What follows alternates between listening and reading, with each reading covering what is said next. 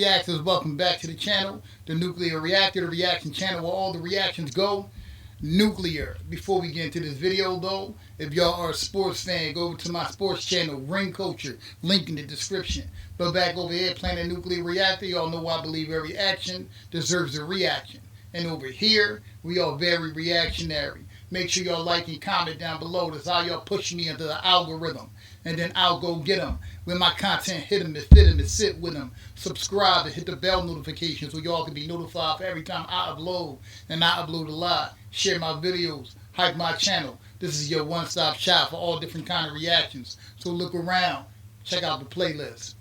So today we're going to be getting into a request from one of you, my beautiful reactors. And since the other day was our girl Rosé's birthday, it's a perfect time to fulfill that request. Rosé interview with Call Her Daddy is over an hour and a half long, so I'm going to be breaking this down in segments. And I do know that they changed locations in this interview. So I'm going to do each segment as a location that they're in, and let's just do this together, shall we? Let's go. Hi, my name's Rosé. Hi everyone, it's Rosé here. Blackpink is being called the biggest pop band in the world. Billions with a B of views. Blackpink arrived with such a force. Yes. Blackpink's Rosé teases her solo project. Can we do that one more time? That was fun. Rosé finding huge success as a solo act. 제가 좋아하는 랜덤 게임, 랜덤 게임, 게임 스타일. Go ahead, Rosé. First Korean female act to be on the Ladies and gentlemen, I present to you Rosé and Bruno Mars, APT. Thank you so much. This means so much to me. The final list of nominees for the annual Grammy Awards. For Song of the Year, Apate. Beautiful, beautiful. Korea. Oh, that's dope. Ah, look at her looking cool. Welcome to a special edition of Call Her Daddy. We are going to do things just a little bit differently today. I came to Seoul to interview someone very special, immerse myself in her culture, and maybe have a little fun along the way. So, if you're ready, let's get into it. Let's do it. Let's go.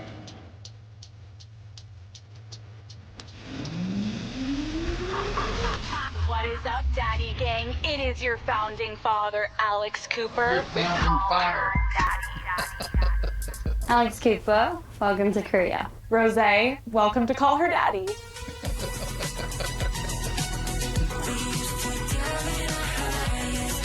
Grammy Awards, the Grammy special. Featuring Rosé.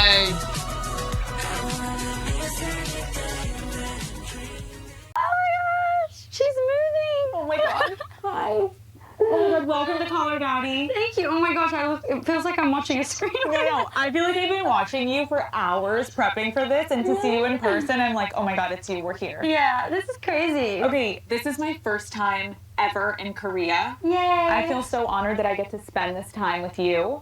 So, should we get going? Oh, please. Wait, when did you arrive? Like 10 hours ago. Oh my gosh. We need your coffee. Let's go get coffee. Let's go. Let's go.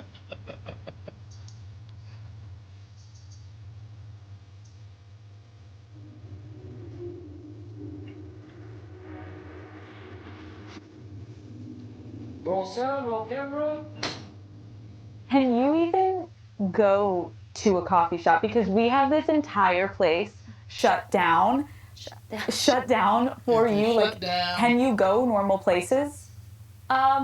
If I like cover up properly, it's usually like the hair.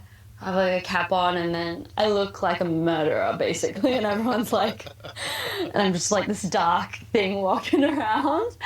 But if I can just like cover it up, then I can. I mean, you are sitting in front of me, you're a global superstar, but I do kind of want to go back before all of this. YG Entertainment was holding auditions and your dad encouraged you to try out. Can you talk to me about what that process was like a little bit?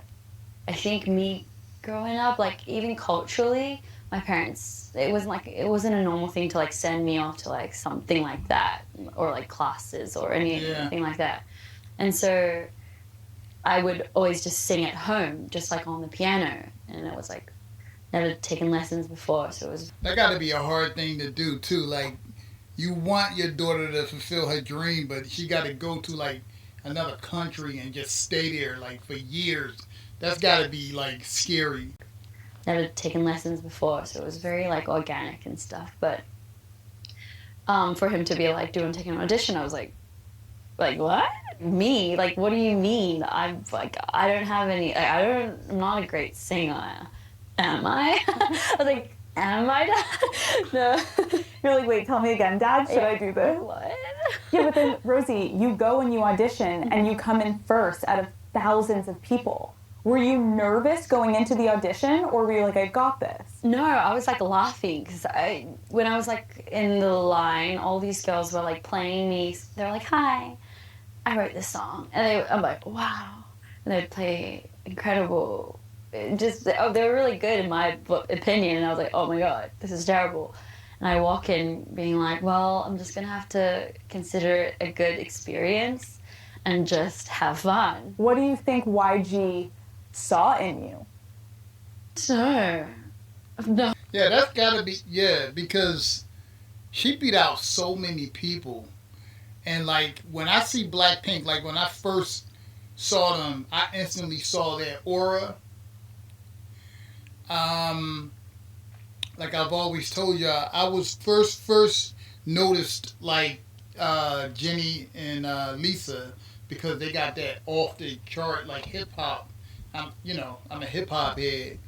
Vibe to them, but they all were still noticeable to me.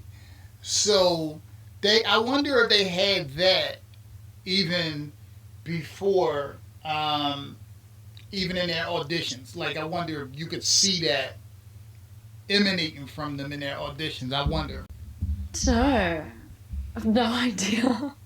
Maybe they could imagine, because I remember they were planning on making this group that eventually turned into Blackpink. And maybe I fit that category. Or maybe I think, like, since I was from Australia, I feel like that was probably something different. And, like, I was from like a different area. It wasn't even from the US, and back then there weren't many foreign people in these Korean groups. And then you get the call, and you obviously get accepted.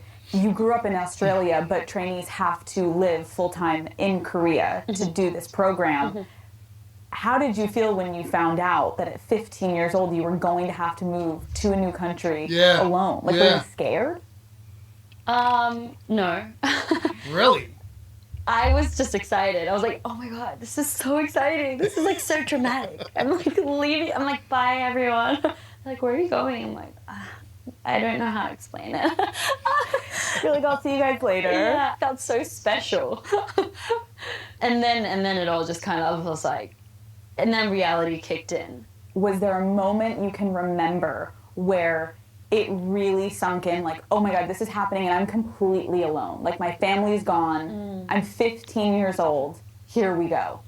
I think it was like as soon as they dropped me off. So we got to the building, and they were really nice and accommodating to like my whole family, and they showed us around, like, this is a recording studio, this will be like da-da-da.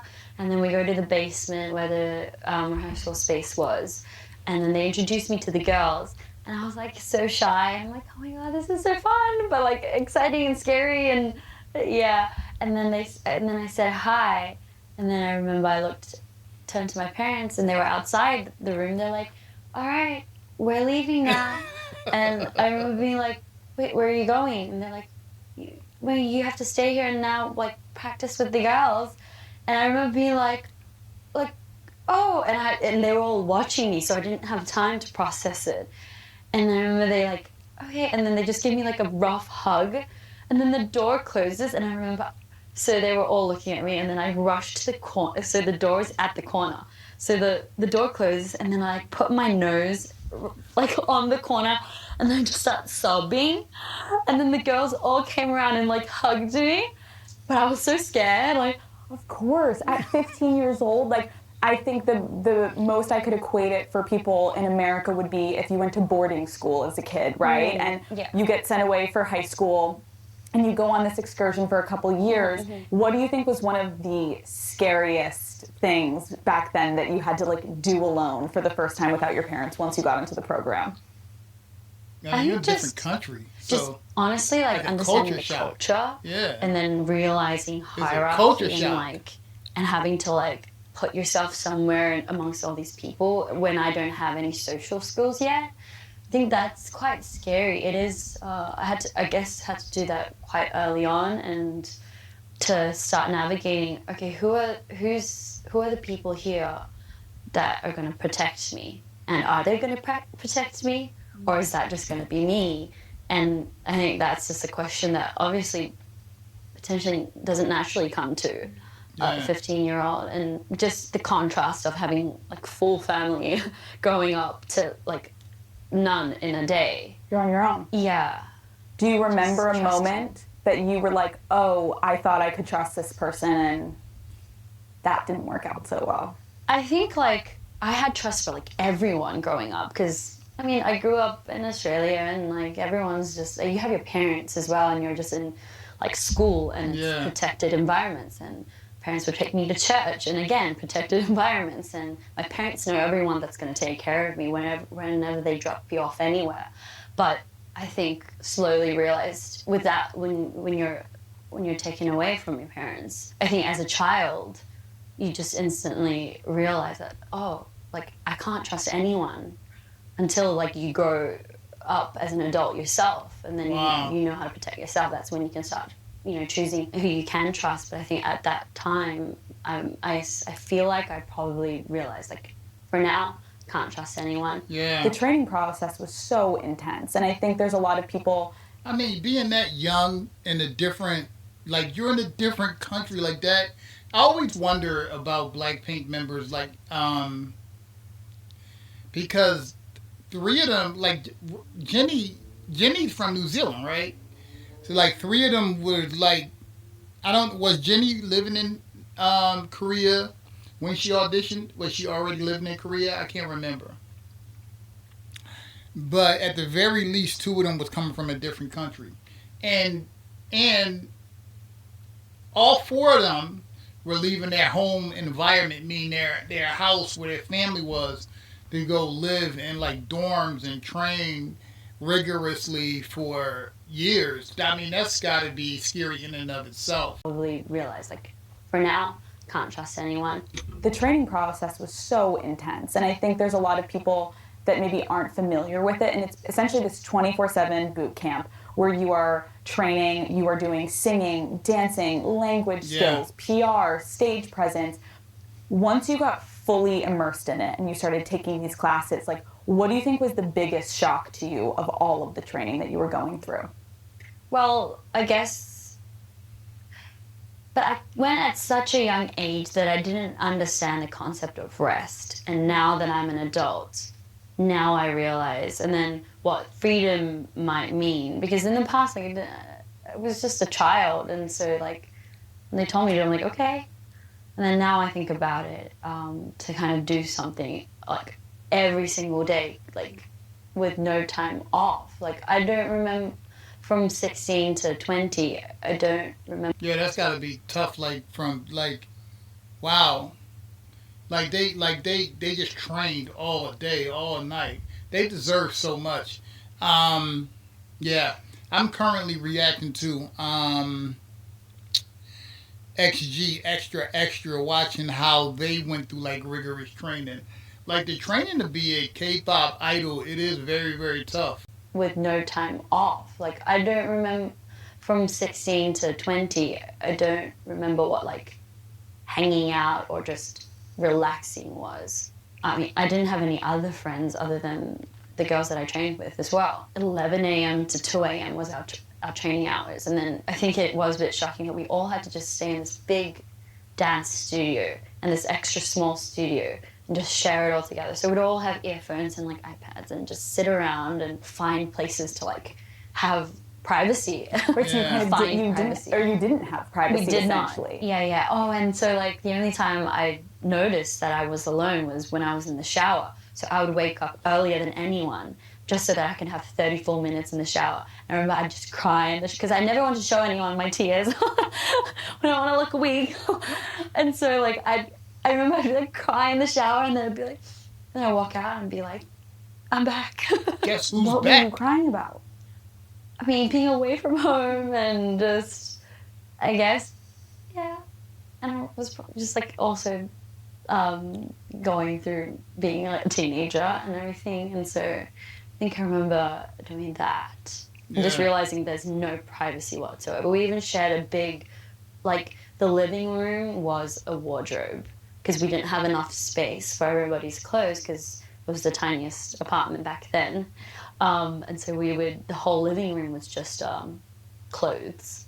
After your debut, you guys all shot to insane levels of global fame overnight. You said in an interview that freedom for you is being anonymous. What did you mean by that? Yeah, I think I still feel that way. Freedom is like, I mean, the feeling of the opposite of the word kind of feels like, because I'm not anonymous, I guess a lot more people than before recognize me. And so it does kind of stop me from having some experiences. And so I feel like if I were to be anonymous for a day, then I would feel free to do so many fun things. What do you think you would do? If you could, all the attention, the noise is turned off, no one knows who you are, you're allowed to go anywhere in the world, what would you do? I would go to like the busiest place on earth and just like walk down and just... Like where, New York? Yo, so I don't know how many of y'all that are my fellow Blinks are into like NBA basketball or whatnot, but there was a documentary about the Chicago Bulls. Obviously, Michael Jordan was the leader of the Chicago Bulls. And there was this one section where Jordan was in a hotel room. He was laying on the couch and they were interviewing him. And he said something to the effect of, I can't go out like the rest of my teammates, so I have to stay in this room, have all the movies I want to watch order, have my food order, because I'm confined to these four walls. And in the segment, they would show just him walking out of the arena, or like, you know, the amount of people that was like, they were like mobbing him. It was insane. So I can see what she's saying, kind of relating it to that like people will see her and just instantly go berserk because she's a global icon. So yeah. You're allowed to go anywhere in the world. What would you do? I would go to like the busiest place on earth and just like walk down and just... Like where? New York, Seoul? Yeah, New York, Seoul. Or like any like theme park and just walk on the streets and then like, I don't know, just that's what so like I still go, but like I like, you know, kind of have to like hide, but I'd look cute first of all. I'd dress cute.